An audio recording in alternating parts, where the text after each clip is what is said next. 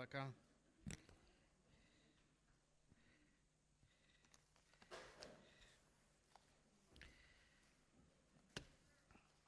Hoy seguimos con el libro de Hebreos. Tenemos este domingo y el otro domingo y vamos a tomar un break por un tiempo. Pero vamos a terminar esta sección.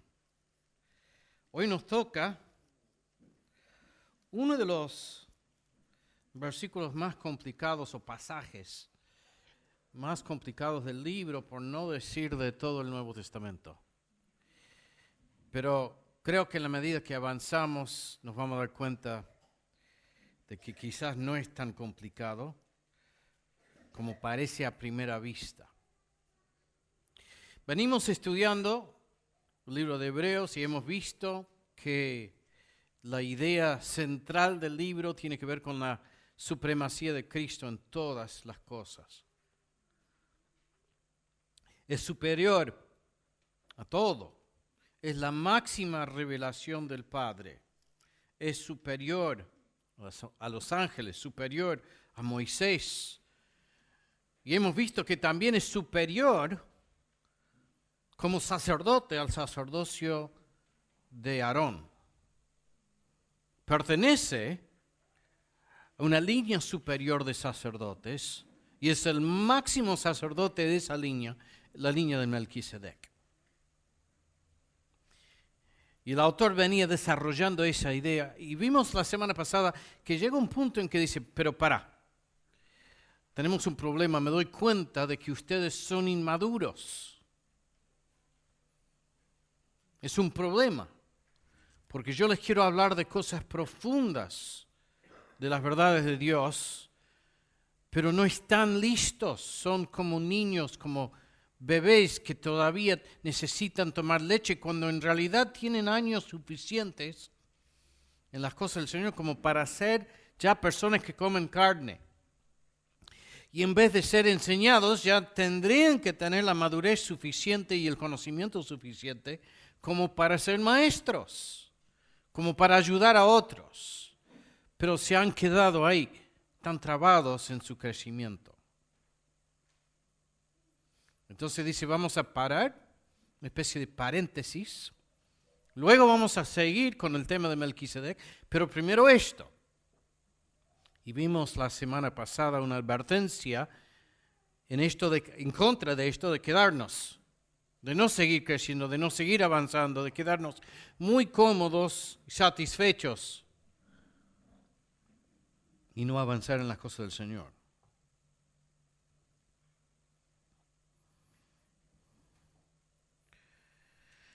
Vimos que debemos avanzar más allá de los rudimentos de la doctrina de Cristo. Y lo que sigue es una muy fuerte advertencia. Y la idea es esta, de que si no estamos creciendo, debemos preguntarnos si realmente en nosotros hay vida. Porque donde hay vida hay crecimiento, donde hay crecimiento hay vida. Donde no hay crecimiento, es muy posible que hemos muerto. Que estamos muertos, que nunca quizás hubo en nosotros vida. Y lo que sigue hoy es una advertencia. Hay dos lugares de fuerte, ya hemos visto fuertes advertencias. Esta es la más fuerte. Hay otra más que viene, que es muy parecida. Incluso vamos a tocar ese pasaje hoy. Pero son advertencias muy fuertes. Vamos a leer el texto de hoy. Y yo nuevamente les voy a pedir que se pongan de pie. Y vamos a leer Hebreos capítulo 6, versículos 4 a 12. Porque es imposible que los que una vez fueron iluminados y gustaron del don celestial y fueron hechos partícipes del Espíritu Santo, y asimismo gustaron de la buena palabra de Dios y los poderes del siglo venidero, y recayeron, sean otra vez renovados para arrepentimiento, crucificando de nuevo para sí mismo al Hijo de Dios y exponiéndole a vituperio. Porque la tierra que bebe la lluvia, que muchas veces cae sobre ella, y produce hierba provechosa a aquellos por los cuales es labrada, recibe bendición de Dios.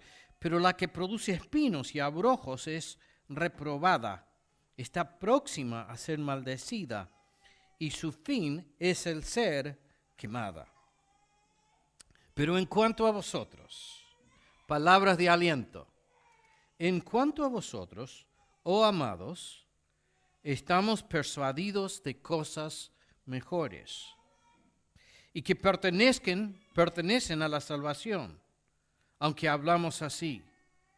Porque Dios no es injusto para olvidar vuestra obra y el trabajo de amor que habéis mostrado hacia su nombre, habiendo servido a los santos y sirviéndoles aún. Pero deseamos que cada uno de vosotros muestre la misma solicitud hasta el fin para plena certeza de la esperanza, a fin de que no os hagáis perezosos, sino imitadores de aquellos que por la fe y la paciencia heredarán las promesas. Padre Celestial, este pasaje es muy duro. Lo leemos y nos hace temblar un poco. Señor, no queremos sacar ninguna de la fuerza de esta advertencia, no la queremos suavizar, pero sí la queremos entender y queremos aplicarla para que sea provechosa para nuestras vidas espirituales. Así que, Señor, guíanos hoy en la exposición de este pasaje, tanto de mi parte, que pueda hablar con claridad, y de parte de cada uno de nosotros, empezando por mí, de que podamos recibir estas palabras para el bien de nuestras almas. En el nombre del Señor Jesús. Amén. Pueden tomar asiento.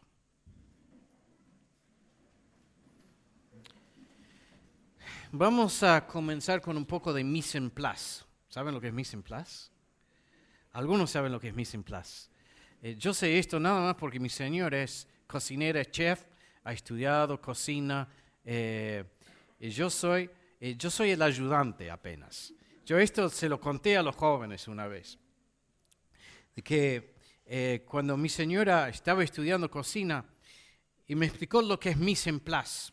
Mise en place es esa parte previa donde uno prepara todas las cosas. Uno va cortando los tomates, pone todo en su lugar para que cuando uno empiece a cocinar, todo está a la mano, no tiene que estar yendo y volviendo todo está puesto, están los cuchillos, están los sartenes, todo listo. Y recién vamos a empezar cuando hemos hecho mise en place. Bueno, es una de las pocas cosas que yo he aprendido de la cocina.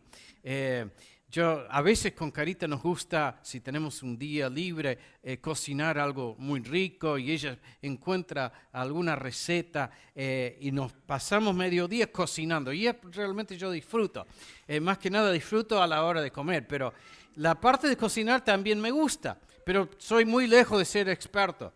Me he aprendido un par de términos nada más. Sous chef, ¿saben lo que es un sous chef? Sous chef es el ayudante del chef. Algo sabe, pero bajo la supervisión del chef. Yo un día le digo a ella, entonces yo seré tu sous chef. Y ella dice, no, creo que tú eres el plongé.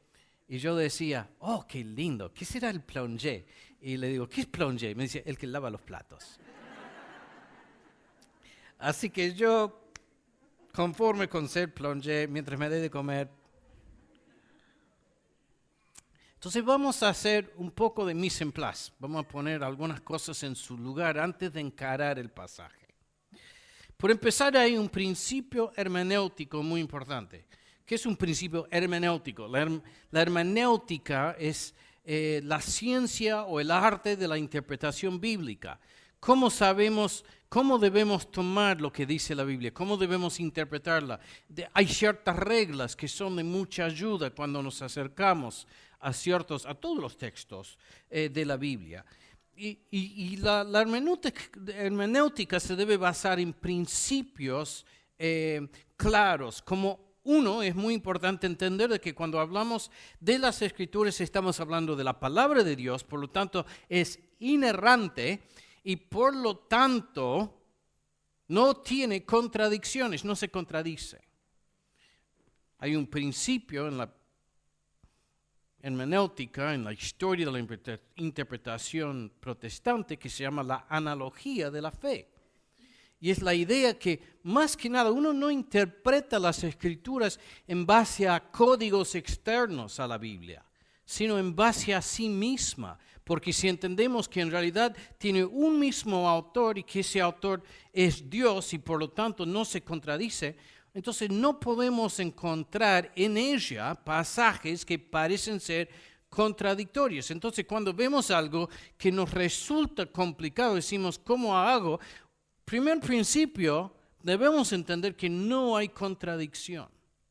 Entonces eso nos lleva a un segundo principio. Y es la idea de que los pasajes complicados son interpretados a la luz de los pasajes menos complicados. Hay pasajes que sinceramente nos cuesta entenderlos. Es un error decir, en base a este pasaje súper complicado vamos a basar toda una línea, todo un desarrollo teológico. Sino que nosotros buscamos aquellos pasajes que son abundantemente claros y esos pasajes nos sirven para echar luz sobre aquel lugar más difícil de entender. Entonces empezamos por ahí. Segunda cosa que tenemos que ver en esta etapa de mise en place es de que este pasaje no enseña, en base al principio que hemos mencionado recién, este pasaje no enseña que una persona genuinamente convertida puede perder la salvación. Si lo leemos, en un principio nos entra esa duda.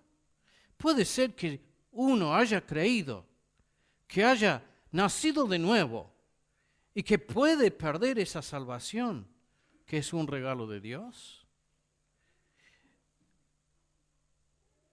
El resto de las Escrituras no enseñan eso. Y quiero que veamos algunos pasajes que hablan sobre la seguridad de la salvación. Y estos son algunos nada más. Juan capítulo 10.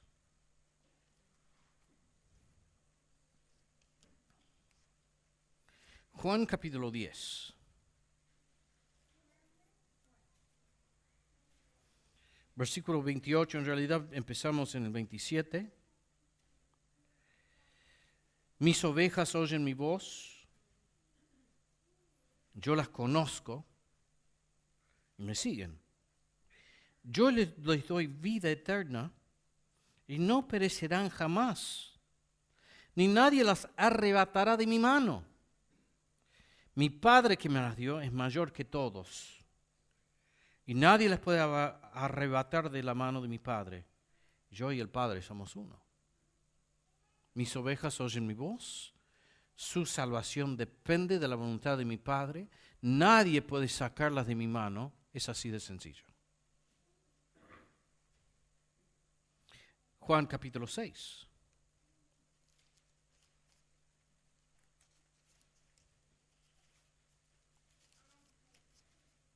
Juan capítulo 6, versículo 36.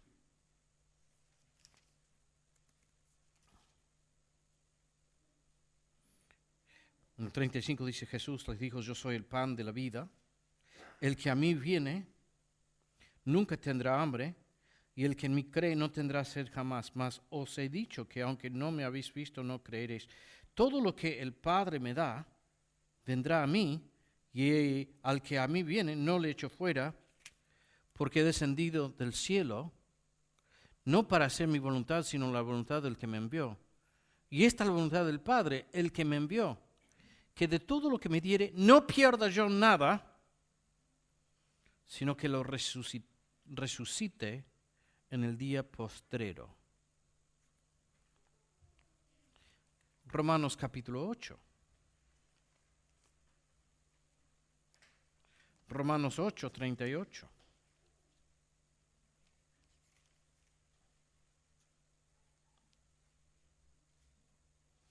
Versículo 37, antes en todas las cosas somos más que vencedores por medio de aquel que nos amó, por lo cual estoy seguro de que ni la muerte, ni la vida, ni ángeles, ni principados, ni potestades, ni lo presente, ni lo porvenir, ni lo alto, ni lo profundo, ni ninguna otra cosa creada nos podrá separar del amor de Dios que es en Cristo Jesús, Señor nuestro. Filipenses capítulo 1, versículo 6. ¿Se dieron cuenta que son todos pasajes de la perspectiva de Dios? La salvación a partir de la perspectiva de Dios. Dios es el que inicia la salvación, Dios es el que nos trae, Dios es el que nos salva y Dios es el que nos conserva.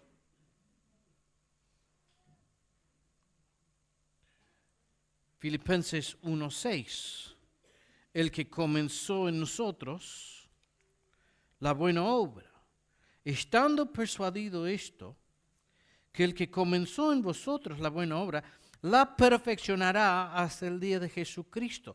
Una obra comenzada en nosotros por Dios será completada. Hebreos capítulo 6.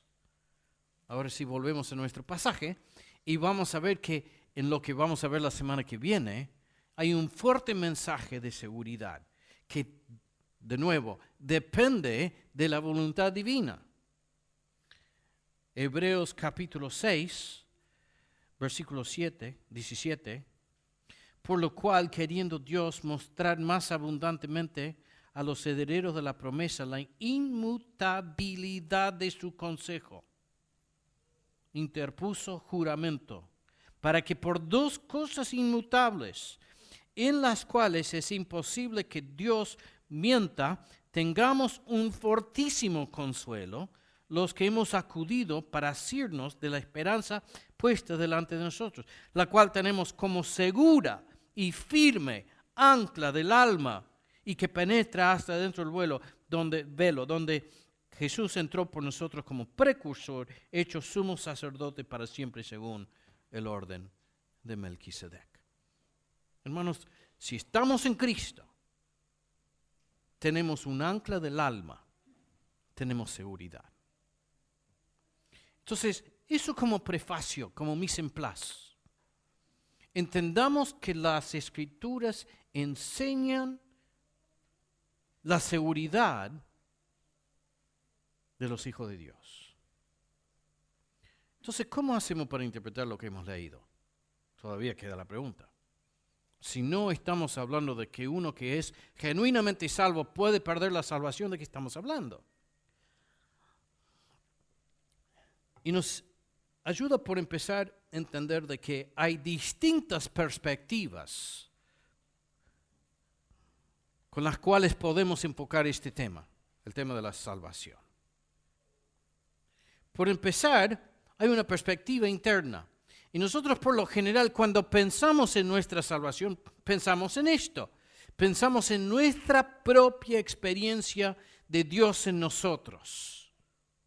de lo que Dios ha hecho en nosotros, cómo nos ha convencido de nuestro pecado, cómo nos ha convencido de la suficiencia de Cristo como Salvador, cómo empezó una obra en nosotros. Y sabemos también la realidad del avance de esa obra, que a veces es como que avanzamos y a veces estamos trabados y que todavía somos muy débiles y hay todavía muchas fallas en nosotros. Y cuanto más entendemos, más anhelamos la llegada del Señor Jesús, cuando su obra tendrá su fin.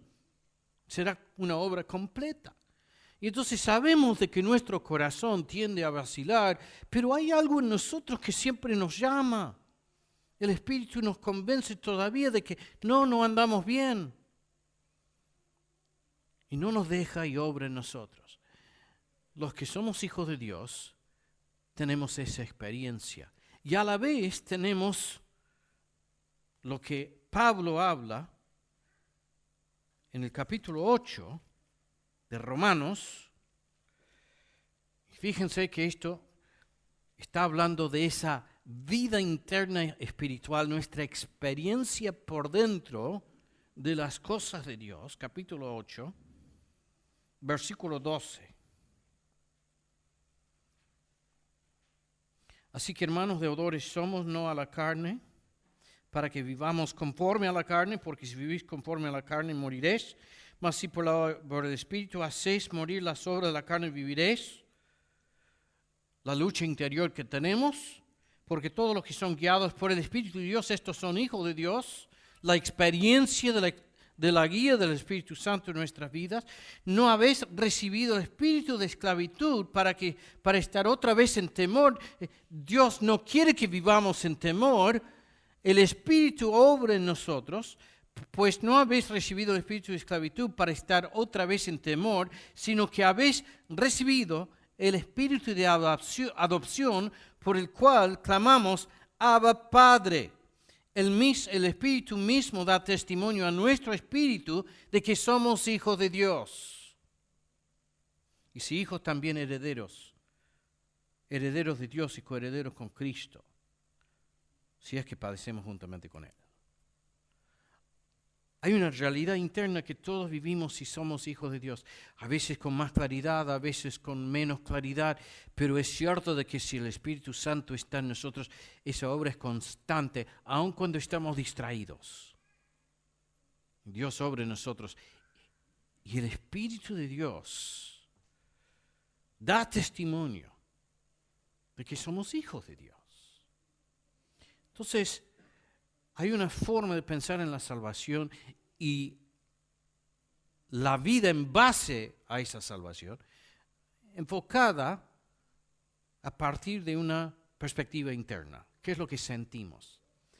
Ahora, también hay muchos pasajes en las Escrituras que hablan de la salvación, pero vista desde afuera.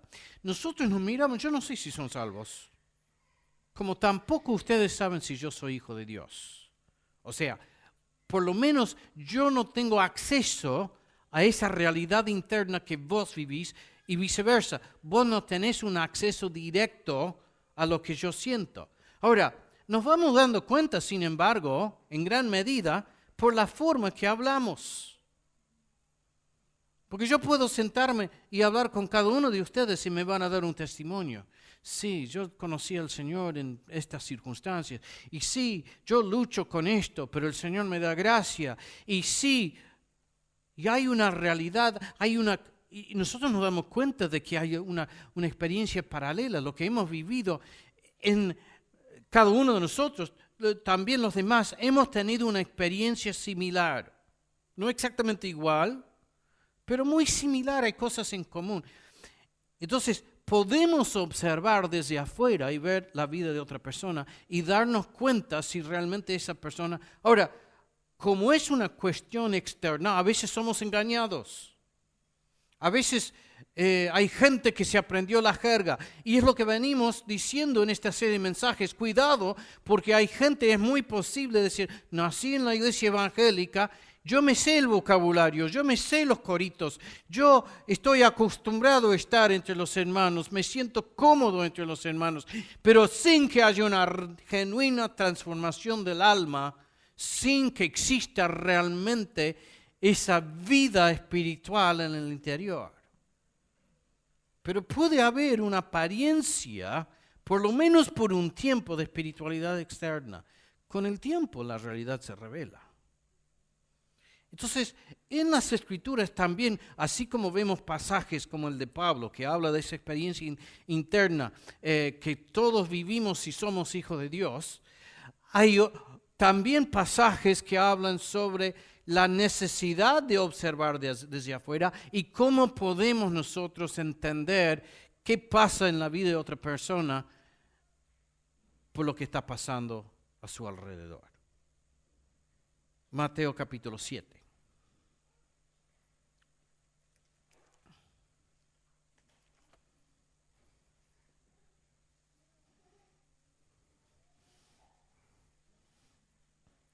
Mateo capítulo 7, versículo 15 al 20. Guardaos de los falsos profetas que vienen a vosotros con vestidos de ovejas. Es posible que haya entre nosotros falsos profetas que en un primer momento desde afuera parecen ser buenos cristianos. Que vienen a nosotros con vestidos de ovejas, pero por dentro son lobos rapaces. Por sus frutos los conoceréis. En el tiempo, por eso Pablo dice, hablando de pastores, seamos cautos en imponer manos. No nos apuremos, dejemos que el tiempo revele su fruto. Por sus frutos los conoceréis. ¿Acaso se recogen uvas de los espinos o higos de los abrojos? Así todo buen árbol da buenos frutos, pero el árbol malo da frutos malos. No puede el buen árbol dar malos frutos, ni el árbol malo dar frutos buenos. Todo árbol que no da buen fruto es cortado y echado al fuego. Así que por sus frutos los conoceréis. El tiempo da evidencia. Lleva tiempo, si uno planta un árbol, si es realmente un árbol que va a dar fruto, lleva un par de años para que te des cuenta. Pero llega un punto en que te vas a dar cuenta qué tipo de árbol es.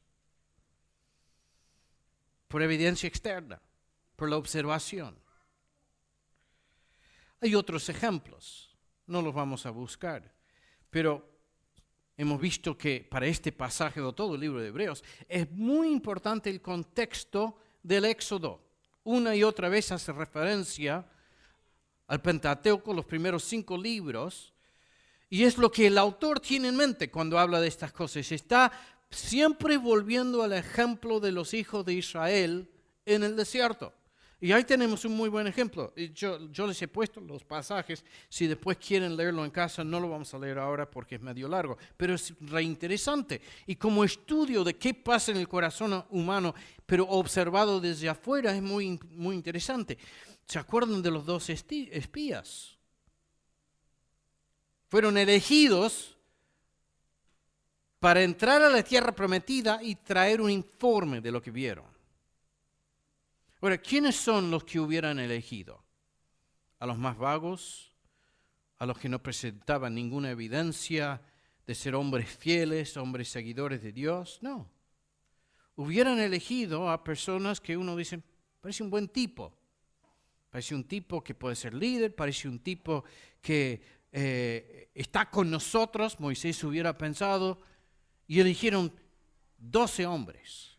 De 12 hombres, la crisis reveló que en el corazón de 10 de ellos no había una fe genuina, no había una confianza en Dios, porque solamente 2 de ellos dijeron, podemos nosotros, con la ayuda de Dios, vencer. Los otros reconocieron, es una hermosa tierra, pero los habitantes son gigantes y nosotros somos, al lado de ellos, somos como moscas y no podemos. Quedó en evidencia la realidad de su corazón. Por su fruto los conoceréis.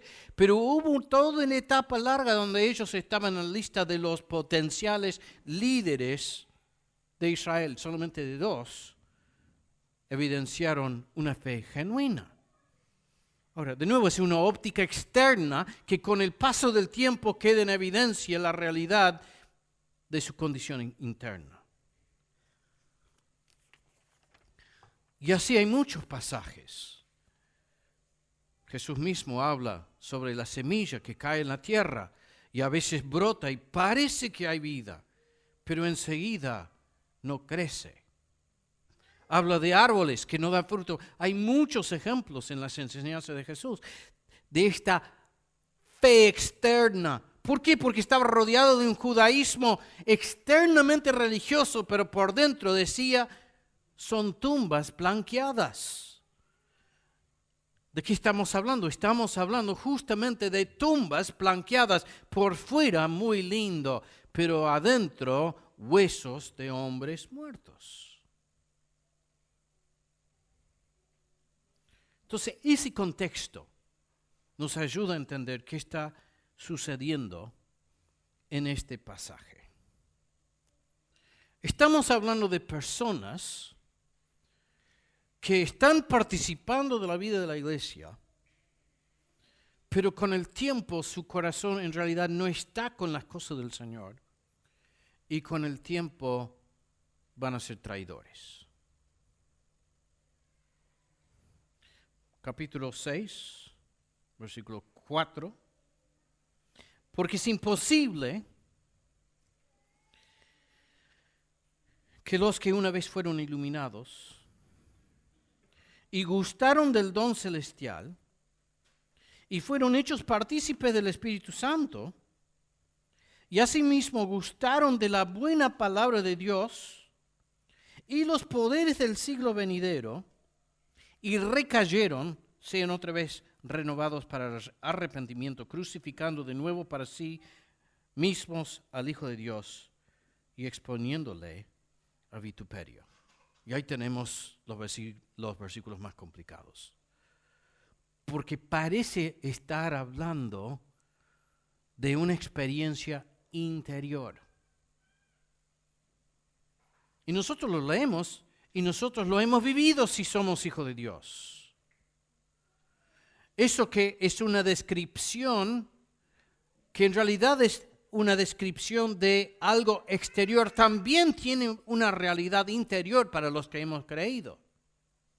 Entonces decimos, ¿cómo puede ser de que se diga, versículo 4, que una vez fueron iluminados? Yo recuerdo de que se iluminó mi mente y entendí. ¿Está diciendo de que si yo he sido iluminado, puedo perder esa iluminación? Que gustaron del don celestial. Yo lo he gustado y es dulce y yo no quiero perder ese gusto. Y son cosas que podemos entender en relación con lo que hemos vivido. Pero el autor lo que está haciendo, de nuevo, está viendo todo desde afuera, porque estamos hablando del otro. Yo no sé lo que vos has degustado, lo que has entendido, la luz que has recibido. Parece que en este momento estás escuchando el mensaje, me estás mirando, parece que estás entendiendo. Yo no sé lo que está pasando en tu corazón. Nos ayuda de nuevo a interpretarlo en base a la experiencia del Éxodo. Todos pasaron por el Mar Rojo. Todos vivieron esa época de maravillas. Todos vieron las 10 plagas y la inmensa potestad de Dios demostrada, su autoridad sobre los falsos dioses. Todos vivieron ese momento de comer el sacrificio, la noche que todos pusieron la sangre sobre los dinteles de la puerta. Todos hicieron eso. Todos lo hicieron. Todos vivieron esa experiencia.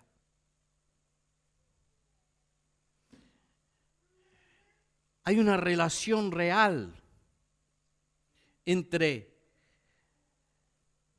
los sacramentos o las ordenanzas de la iglesia y la experiencia de los hijos de Israel en el Éxodo. Nosotros cuando somos bautizados, hay un paralelismo muy a propósito entre esa experiencia, la salvación en Jesucristo, obviamente, y el Mar Rojo como bautismo del pueblo. Cuando nosotros participamos de la cena del Señor, es algo muy potente. Por eso nos advierte, no lo tomen de forma indigna porque no saben lo que están tomando. Pero hay gente que lo toma. Y desde afuera parecen ser muy buenos hermanos en Cristo. Y están participando de algo con mucho, mucho poder y profundo significado, porque habla de la muerte de Jesucristo, su sangre derramada. Están tomando la sangre de Cristo. Están comiendo simbólicamente el cuerpo de Cristo. Y cuando los hijos de Israel comieron el sacrificio, es el precursor justamente de nuestra cena del Señor. Hay una continuidad entre eso que hicieron y eso que hacemos.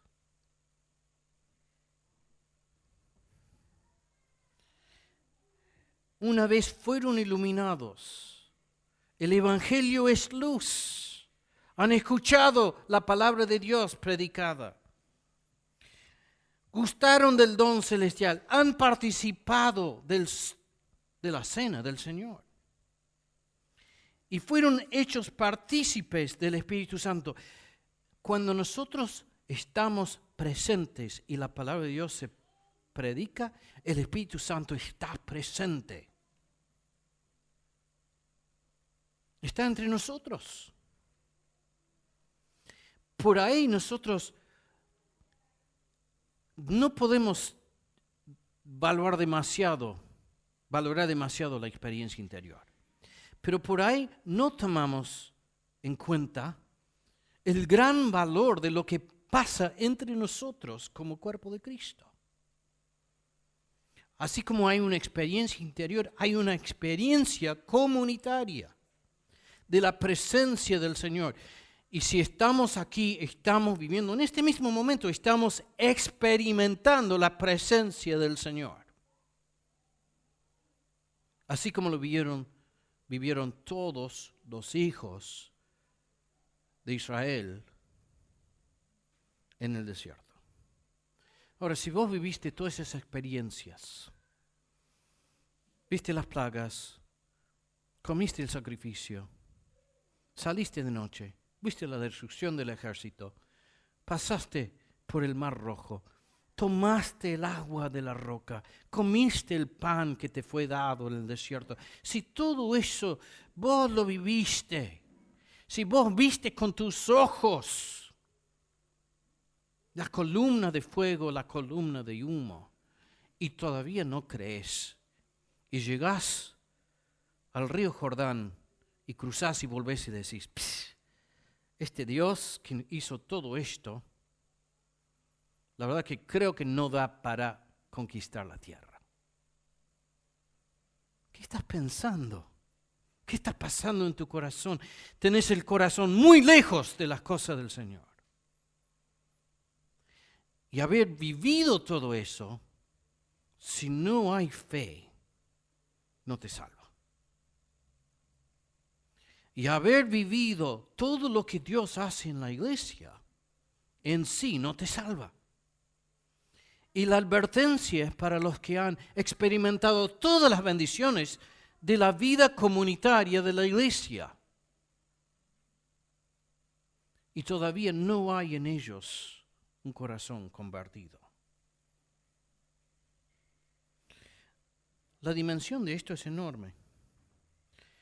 El versículo 6 dice que representa vituperio a Cristo. Es muy serio. Es una cosa, un ignorante que nunca escuchó. No está sin culpa. Pero el que estuvo cerca de las cosas de Dios y todavía no cree, somete a vituperio. Y no hay esperanza, no hay vuelta atrás. Si vos todo lo recibiste, y la realidad final es de rechazo, ¿dónde estamos? Capítulo 10, versículo 29.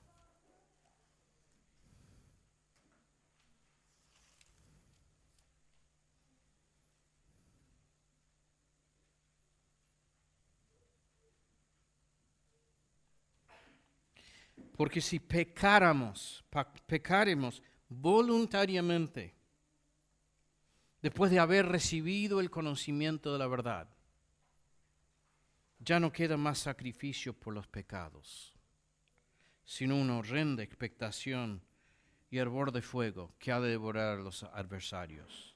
El que viola la ley de Moisés por el testimonio de 2 o 3 testigos muere irremisiblemente. ¿Cuánto mayor castigo pensáis que merecerá el que pisoteare al Hijo de Dios y tuviere por inmunda la sangre del pacto en la cual fue santificado y hiciere afrenta al Espíritu de gracia? ¿De qué está hablando? Está hablando de una decisión consciente. No está hablando de que tengo una tentación y si el Señor no me ayuda caigo constantemente. Está hablando de una decisión consciente y voluntaria de rechazar la obra de Cristo y de volver atrás. Les está advirtiendo a los judíos que están entre que, si dejo la iglesia, si dejo a Cristo, si dejo de confesar a Cristo como un Mesías de Dios y vuelvo al judaísmo. Dice, eso es pisotear la sangre. Y es horrendo.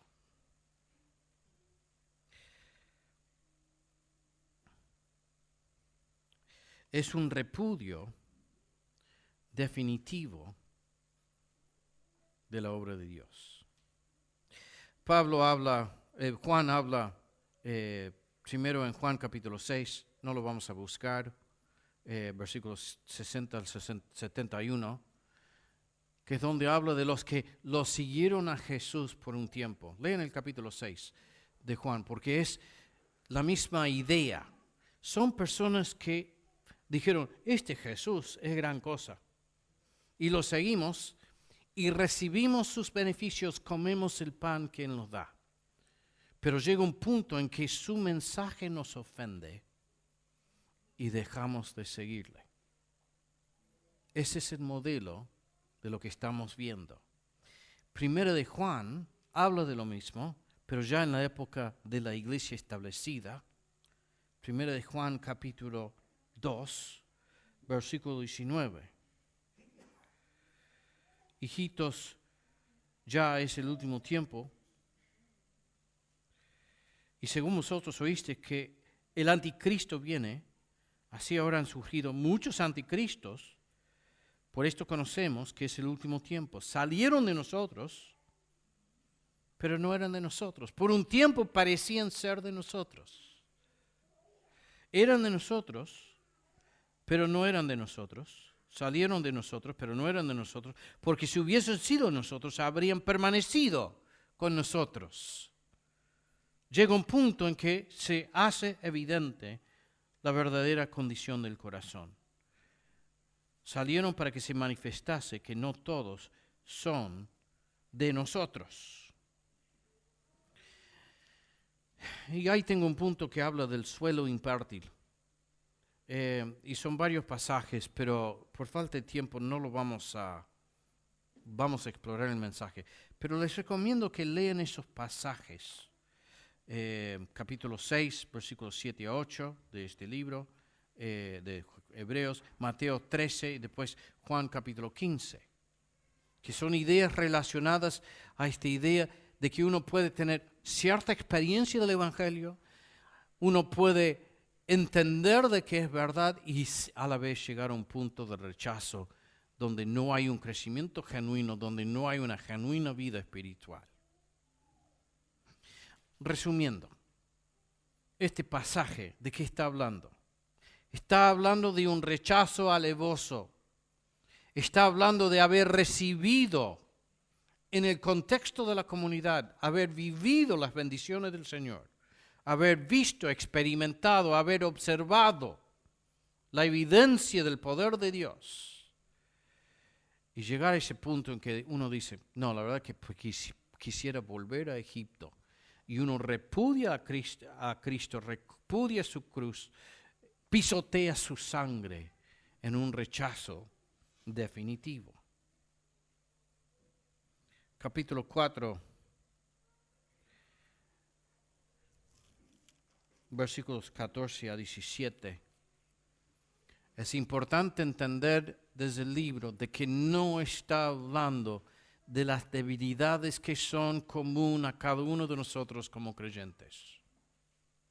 Está hablando de una decisión de abandonar la fe. Capítulo 4, versículos 14.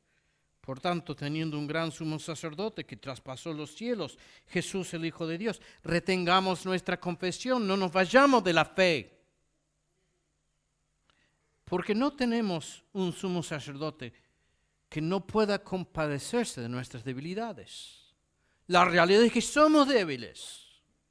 La realidad es que todavía luchamos con nuestras debilidades. Pero lo buscamos al Señor Jesús. Porque no tenemos un sumo sacerdote que no pueda compadecerse de nuestras debilidades, sino uno que fue tentado en todo según nuestra semejanza, pero sin pecado. Acerquémonos, pues, confiadamente al trono de la gracia para alcanzar misericordia y hallar gracia para el oportuno socorro. Entonces no está hablando de que debemos vivir una vida perfecta, sí debemos vivir en la búsqueda de la voluntad de Dios para nuestras vidas. Pero somos débiles.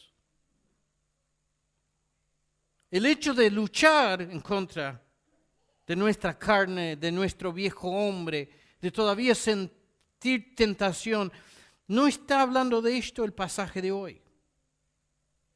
Está hablando de aquella persona que ya no lucha, que por ahí lo tapa y que llega un punto en que dice, y se va.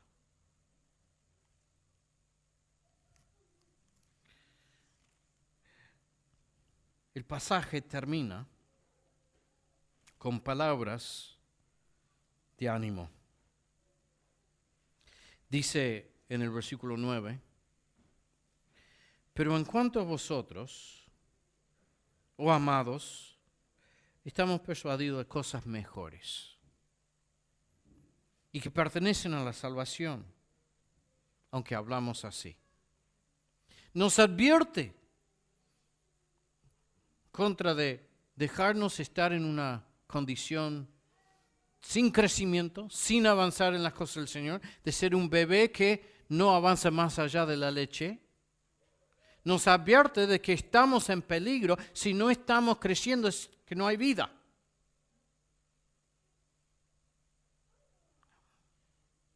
Y es posible vivir toda una vida, o muchos años, o toda una vida, cumpliendo con las externalidades de la religión, sin haberse convertido, sin tener esa clara confianza que viene del Espíritu de Dios que está en nosotros, que dice, somos hijos de Dios, clamamos Abba Padre.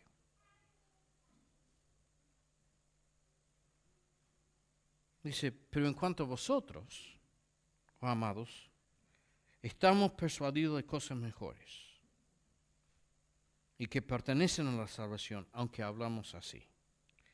Porque Dios no es injusto para olvidar vuestra obra y el trabajo de amor que habéis mostrado hacia su nombre, habiendo servido a los santos y sirviéndoles aún. Pero deseamos que cada uno de vosotros muestre la misma solicitud hasta el fin, para plena certeza de la esperanza, a fin de que no os hagáis perezosos, sino imitadores de aquellos que por la fe y la paciencia heredan las promesas. El versículo 13 dice esto, porque cuando Dios hizo la promesa a Abraham, no pudiendo jurar por otro mayor, juró por sí mismo. En esta última parte del pasaje, primero habla de ciertas evidencias que sirven para afirmar nuestra esperanza. Hay un desafío, sigan adelante, no flaqueen, sigan luchando contra el pecado, sigan sirviendo a los hermanos, sigan amando a Dios. Nos da confianza cuando vemos fruto, versículos 9 y 10.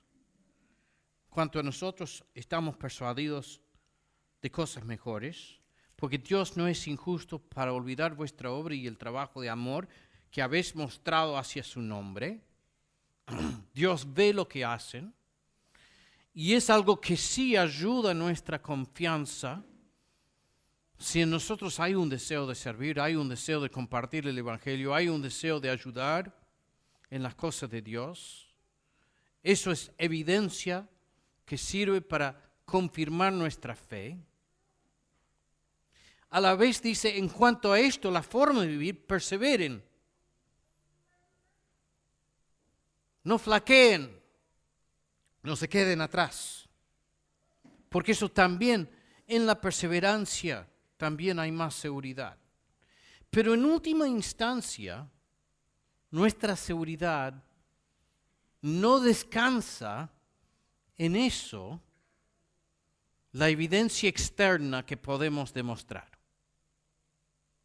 Y vamos a ver la semana que viene que en última instancia nuestra confianza descansa en las promesas de Dios. Hemos dicho en otros momentos, cuidado con tener fe en la fe. Podemos meternos en un círculo vicioso. ¿Cómo sé que soy salvo? Porque tengo fe. ¿Cómo sé que es genuina mi fe? Bueno, analizo mi fe. Y uno es como un remolino y te vas para abajo. Un circuito cerrado. Mi fe, confío, sí, analizo mi fe, anda bien mi fe, tengo confianza porque veo, tengo fe, creo que tengo fe. Y el objeto al final de nuestra fe es nuestra propia fe. Pero esa no es la fe genuina. La fe siempre mira hacia afuera. El objeto de la fe no es mi propio corazón. Mi propio corazón me engaña, mi propio corazón tiene debilidades. Mi fe descansa no en mi fe, no descansa en un análisis de mi condición espiritual momentánea, que es pasajera y cambiante. Mi fe descansa en otro. Mi fe descansa en la obra completa de Jesucristo a mi favor en la cruz. Y eso es lo que el autor quiere que hagamos. Que perseveremos, que no saquemos la vista del Señor Jesús. Para que por dos cosas inmutables, en las cuales es imposible que Dios mienta, tengamos un fortísimo consuelo, los que hemos acudido para asirnos, tomarnos de la esperanza puesta delante de nosotros, la cual tenemos como segura y firme ancla del alma, y que penetra hasta dentro del velo, donde Jesús entró por nosotros como precursor, hecho sumo sacerdote, para siempre según el orden de Melquisedec. ¿Dónde descansa nuestra fe? En un análisis de si ando bien, no ando bien. De tomarnos la temperatura y decir, estoy bien. No es algo exterior a nosotros. El llamado no es al legalismo, no es a un esfuerzo mayor para estar seguros. El llamado, en última instancia, es de aprovechar ese ancla firme del alma. ¿Cuál es el ancla? De que nosotros tenemos un sacerdote superior a todos los sacerdotes. Jesucristo, sacerdote, según el orden de Melquisedec. Padre Celestial, haz tu obra en nosotros.